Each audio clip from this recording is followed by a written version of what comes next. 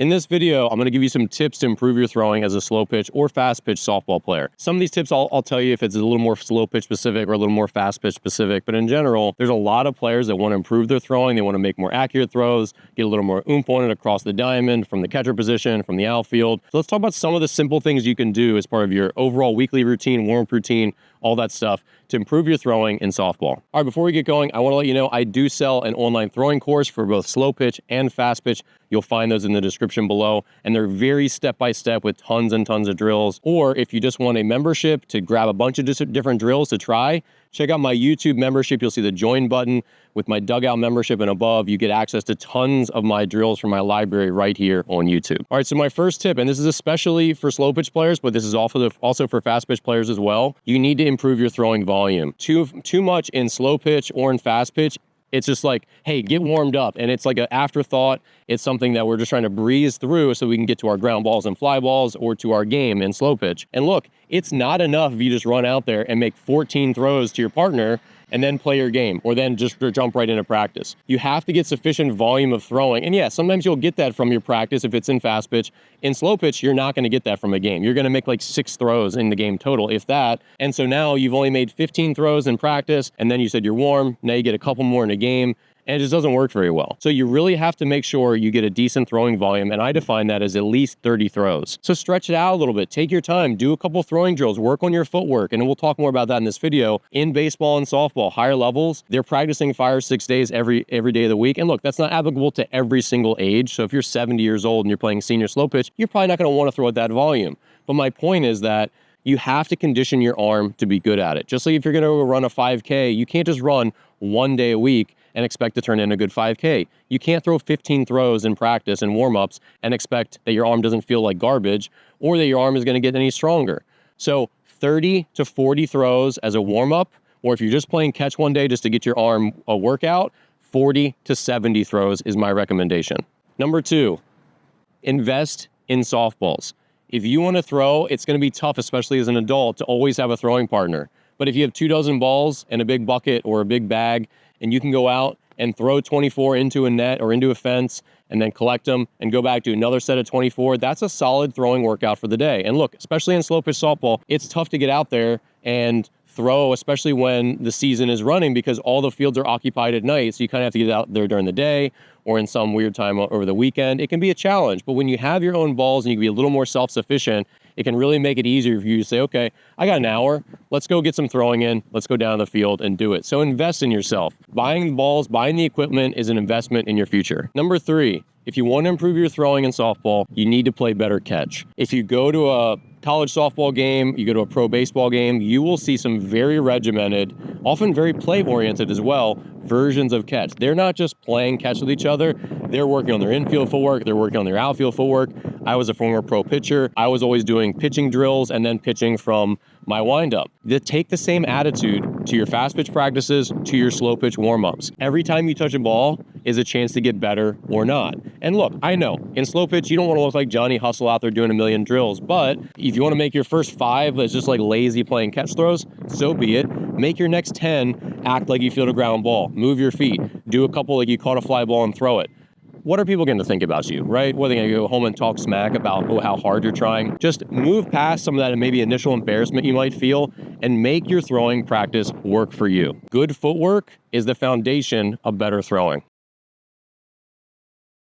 Next, if you want to improve your throwing in softball, you should long toss, I'd say at least once a week. And look, long toss, it has a lot of positive mechanical benefits. You learn to go uphill with your shoulders, you learn to use your backside better, you learn to shift your weight better, and it can be a really positive thing mechanically, even without consciously thinking about mechanics. And obviously, if you want to make stronger throws, getting out there and stretching it out is a really positive way to do that. Typically, if you're just going to go long toss, I recommend somewhere between 40 and 70 total throws. And so just take your time, pace yourself back as you see fit, as your arm sort of loosens up and opens up, and then come back in and compress those throws once you've thrown them longer and still like kind of on a soft line. I don't recommend you bomb them out at a 45-degree angle, but throw just like you'd be throwing from the outfield if you're trying to catch a runner. Bomb those throws out a little bit and then come back in, add some zip, really compress them, throw them hard on a line, and that's typically how you long toss. So in general, most players don't have much of a long toss practice. They're just playing catch from 30 or 40 feet, 50 feet, 60 feet tops, and then that's all they ever do.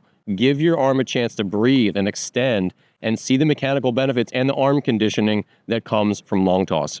Real quick, do you want to support my channel and get access to hundreds of member-only videos? If so, click the join button that you'll find right below and learn more about becoming a channel member. Next, fix your grip on the softball. Everyone's different. When I throw a softball, I'm typically 2 fingers on top and this third one on the side. I recommend that most people throw with 3 fingers. If your hands are not big, like my hands are pretty big, if your hands are not huge, 3 fingers is going to be really beneficial for you in allowing you to get through the center of the ball. When I play catch with most people, they have this sort of bullet spin, kind of like they're throwing a football, because it's really easy to get around the ball. And when you get bullet spin, guess what? It goes slower because you've lost speed into the side of the ball, kind of like throwing a slider in baseball. And B, this bullet spin, it makes it sink faster. You want to get backspin that matches your arm angle. So you won't get 12-6 backspin unless you throw like a crazy person like this, but you'll get backspin that matches your arm slot. And when you get this backspin, now that ball carries a significantly farther distance.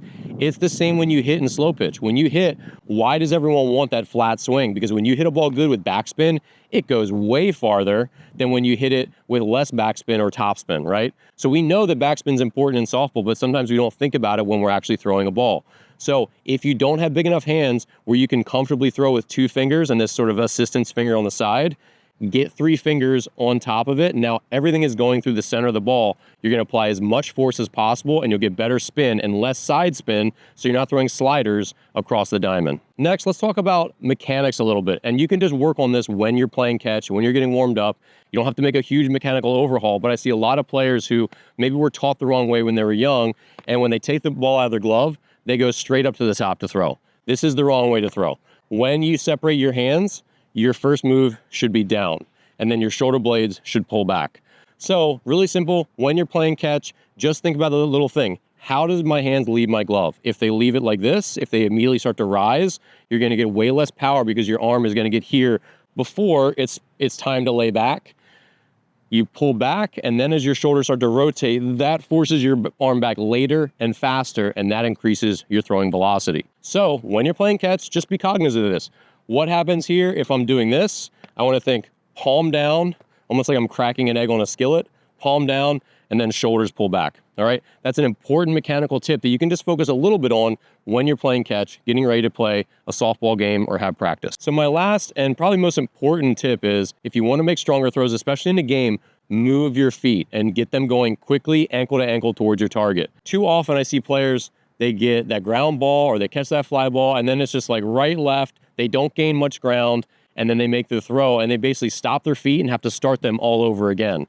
When you feel that ground ball, the route you take can allow you to move your feet and get them already going towards your target. And then if you have the mindset of, when I get the ball, I need to take a hard shuffle towards my target and gain ground, that's going to add a couple miles per hour of momentum velocity already to your throw, and it's going to shorten the distance. So really think about moving your feet, and this starts in practice. That's going to build that habit in the games. When you get that sharply hit ground ball at third base, you don't just wheel and immediately throw, especially if you don't have a ton of arm strength. But yeah, you get that ground ball, and now you get your feet moving and make that throw. Yeah, sometimes you have really fast runners where you have to get rid of it right away. But most of the time, especially in slow pitch, because they hit it so hard at you a lot of the times, you still have time to make a stronger throw and take one shuffle to get it there. I often take at least one shuffle when I'm throwing across the diamond. Sometimes I don't, but most of the time, if I have any time at all, I'll take a shuffle. It'll make it a more accurate and a stronger throw, and that makes up for some of the lost time shuffling. Good footwork is the foundation of better throwing. All right, so thanks for watching. Be sure to check out my memberships and my online courses for throwing. I have one for slow pitch and for fast pitch. If you want to make a big step forward in your throwing, some kind of program or some drills you can just add to your daily routine is going to make a really big impact. But I hope the tips today here that I could share were helpful. All right, if you haven't already, please subscribe to the channel, share this with a friend, and I'll see you here in the next video.